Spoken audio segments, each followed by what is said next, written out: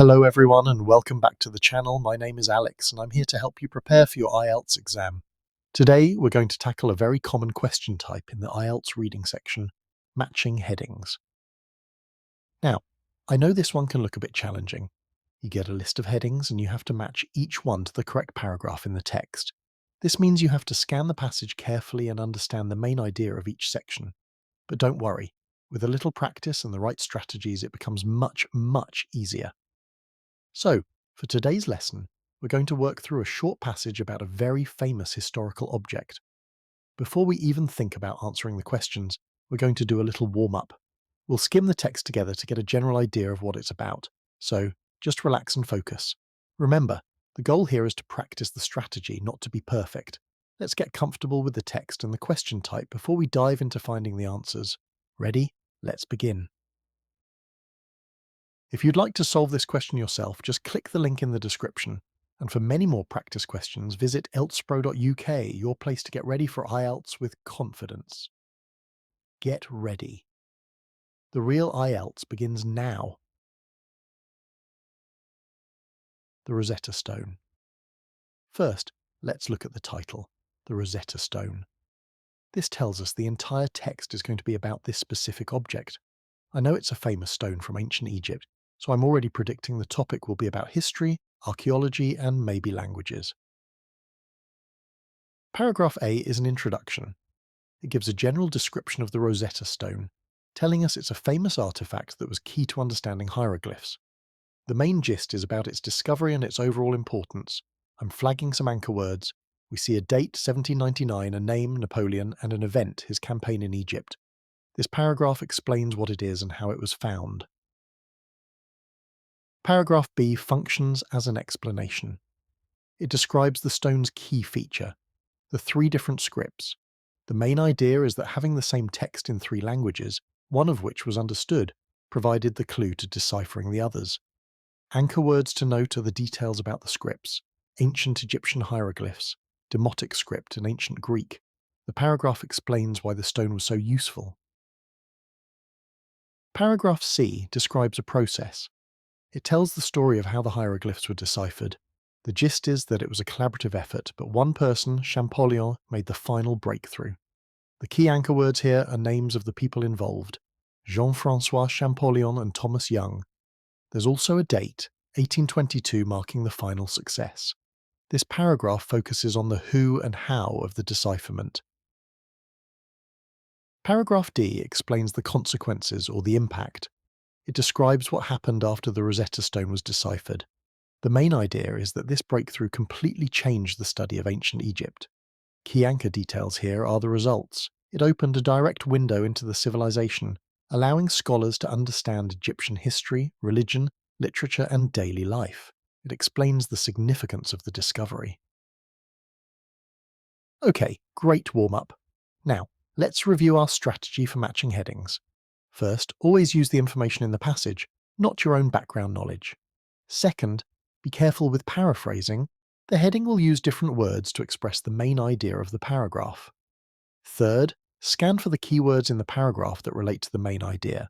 Fourth, compare the meaning of the heading with the overall meaning of the paragraph, not just one sentence.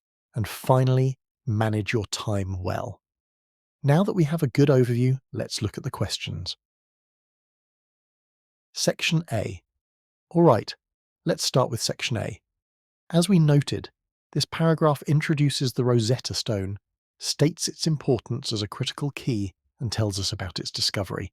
It mentions it was discovered in 1799 by a French soldier. So the main focus is the finding of this very important object. Let's look at the headings. Heading 3, the discovery of a pivotal artifact, seems like a perfect summary. Discovery matches the information about it being found in 1799, and pivotal artifact is a great synonym for a famous and critical object. Other headings don't fit well. For example, heading 1 talks about the content of the decree, but the paragraph clearly states the content is just a fairly routine text and not its main importance. 3. The correct answer is 3. Paragraph A is all about the finding of the Rosetta Stone, stating it was discovered in 1799. Heading 3, the discovery of a pivotal artifact, summarizes this perfectly. A pivotal artifact means a very important object, which matches the description of the stone as the critical key. Heading 2 is incorrect as no key figures in the decipherment are named here. Heading 4 is about the impact, which comes later. Section B. Now for Section B. This paragraph describes the stone's unique feature, the 3 parallel texts. It lists the 3 scripts hieroglyphs, Demotic and Ancient Greek, and explains that this trilingual nature was the key to solving the puzzle because the Greek was already understood. Let's check our headings. Heading 6, the trilingual key to an ancient puzzle, seems to fit exactly. Trilingual refers to the 3 scripts, and key to an ancient puzzle refers to how it helped decipher the hieroglyphs. Heading 1 is wrong because the paragraph doesn't detail the content. Heading 2 is also wrong because no specific decipherers are mentioned yet. 6. The correct answer is 6. Paragraph B focuses on the trilingual nature of the text and explains that this was the unique opportunity that allowed for comparison. Heading 6, the trilingual key to an ancient puzzle, captures this main idea precisely. The trilingual key directly refers to the 3 scripts, and the ancient puzzle is the indecipherable hieroglyphs. Heading 3 is about the discovery, which was covered in paragraph A. Heading 5 is incorrect as there is no mention of a rivalry.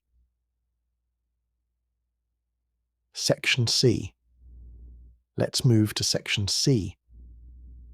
This paragraph tells the story of the decipherment itself. It explicitly names the main people involved in cracking the code, Jean-François Champollion and Thomas Young. It describes it as a long and collaborative process where Champollion built on Young's work. The entire paragraph is about the scholars who did the work.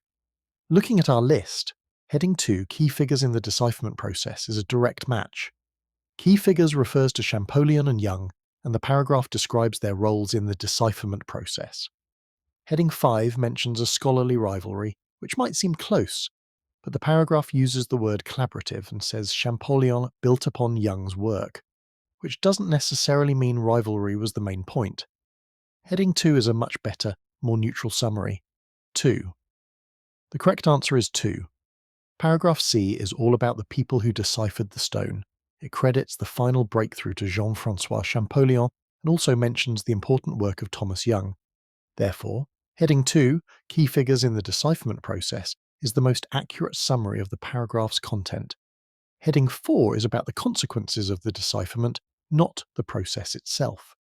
Heading 6 was already used and describes the stone itself, not the people who worked on it. Section D. Finally, let's analyse Section D. This paragraph explains the consequences and the huge impact of the decipherment. It uses words like watershed moment and explains how it opened a direct window into ancient Egypt, allowing scholars to understand the culture from the Egyptians' own perspective. The key idea is how this event changed everything for the field of Egyptology. Now, let's check the headings. Heading 4, Transforming the Study of an Ancient Civilization, is a perfect fit. Transforming the study matches the idea of a watershed moment that changed knowledge from speculation to textual evidence. And an ancient civilization is clearly ancient Egypt. 4. The correct answer is 4. Paragraph D describes the profound impact of the decipherment on the field of Egyptology, stating it was a watershed moment that allowed scholars to understand ancient Egyptian history, religion, literature, and daily life for the first time. Heading 4, Transforming the Study of an Ancient Civilization, perfectly summarizes this effect. Heading 1 is incorrect because the paragraph is about the impact of the decipherment, not the content of the stone's text. Heading 2 is about the people, not the results of their work. So, to wrap up, we successfully matched all the headings by carefully skimming each paragraph to find its main idea. The key strategy here was to look for the overall message of the paragraph, rather than getting stuck on single words. By understanding the function of each paragraph introduction, explanation, process, and consequence, we could easily connect it to the right heading. If you found this helpful, don't forget to like this video, subscribe for more IELTS questions, and follow us at IELTSpro.uk for complete resources and practice materials. Thanks for watching, and see you in the next lesson.